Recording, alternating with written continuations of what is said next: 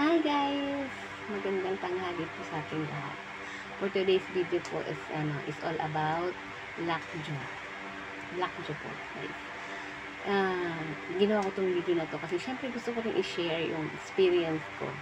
Dahil sa ngayon po kasi, yung ako, lockjaw po kasi talaga ako ngayon. Ngayon, nagpunta ako sa dentist kasi naghanap ako ng pwedeng tumulong sa akin. Nag-search ako sa YouTube, sa Google, tingnan ko kung sino talaga yung tamang doktor na pwede kong puntahan para sa kaso ko. Ngayon, sa dentist nga po ako napunta. Ngayon, pagpunta ko doon sa dentist, ang sabi sa akin, kailangan ko daw maglagay ng tinatawag na dental splint. Dental splint po. Yung dental splint po, ito, papakita ko sa inyo. Ito po. Iyan po siya. Yan po yung tinatawag na dental splint. Nagpalagay po ako nito kasi nag-lockjaw po kasi ako dito banda sa kanan. Actually, dati matagal na itong naglalak. Matagal na talaga itong naglalak. Siguro nahigit ng 20 years. Pero dati kasi, pag binamassage ko siya dito, pag naglalak siya, binamassage ko siya dito, ano siya, bumabalik siya sa dati. So, kahit na alam ko na naglalak siya, binaliwala ko siya kasi nga, para sa akin, ordinary na lang. Dahil ang sabi ko, mababalik din naman siya. Pero, habang tumatagal, ano siya tumutunog siya dito, banda dito, tumutunog, every time na magbabite ako, ngumuya ako ng pagkain, tumutunog siya. Tapos, minsan, kailangan ko pa siyang, para lang makasubo ako ng pagkain, kailangan ko siyang itagilid, ganyan, yung bibig ko, para ko lang mai-open ng ganyan yung bibig para makasubo ako ng pagkain. So, ganun yung naging senaryo ng bibig ko, ng lockjaw ko. Ngayon, ganun yung naging senaryo. Hindi ko siya pinansin. Tapos, one time, nitong huli lang, mga 2 weeks ago, humikab lang ako kasi naantok na ako yun. Humikab ako. Tapos, paghikab ko, bigla siyang nag-lock. At hindi ko siya maingangan ganyan. Kahit minamassage ko siyang ganito, anong ginagawa ko, ginaganyan-ganyan ko yung bibig ko, ginaganyan ko, hindi talaga siya bumabalik. Ngayon, ginawa ko, ito na talaga ako sa dentist. Sa dentist talaga ako ipunta kasi nga, yun ang nakita ko na, pwedeng tumulong sa akin. Ngayon, in-advise na ako ng doktora na maglagay ng dental splint. Ngayon, isa din kasi sa inaano ko, dahil nga,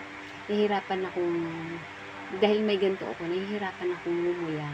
Nahihirapan akong kumain, bawal daw akong kumain ng mga matitigas na pagkain, bawal daw akong kumain ng mga crunchy foods, gano'n. Ngayon, hirap na hirap akong kumain, kahit kanin o ulam lang, yun lang kinakain ko. Hirap akong kumain kasi nga, halos hindi ko siya mainguya ng maayos kasi nga, plastic siya. So, baka may chance siya na mag-crack. So, ang halaga kasi nitong dental splint nito is 15K. Nag-down ako nito ng 9,000. Tapos yung 6,000 is balance. Babayaran ko yun monthly. Every time na pupunta ako kay doktora, monthly. 1,000 yun.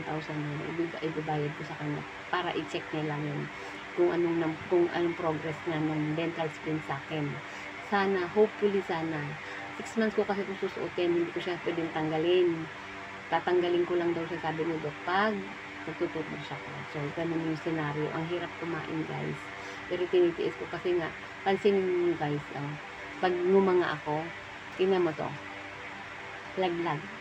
Gumaganon siya lumamig. Pag sasalita ako, diba, hindi siya pantay, tumatabing siya. So, kailangan ko siyang tiisin na nakalagay sa bibig ko kahit nahihirapan ako. Kasi nga, siyempre, gusto ko rin maging maayos yung pagbuka ng bibig ko. Kasi sa ngayon, yung buka ng bibig ko, maliit lang, ganyan lang siya. Hindi ko siya maingangan ng kasi nga, nakalak siya dito, hindi ko siya masyadong maibukas.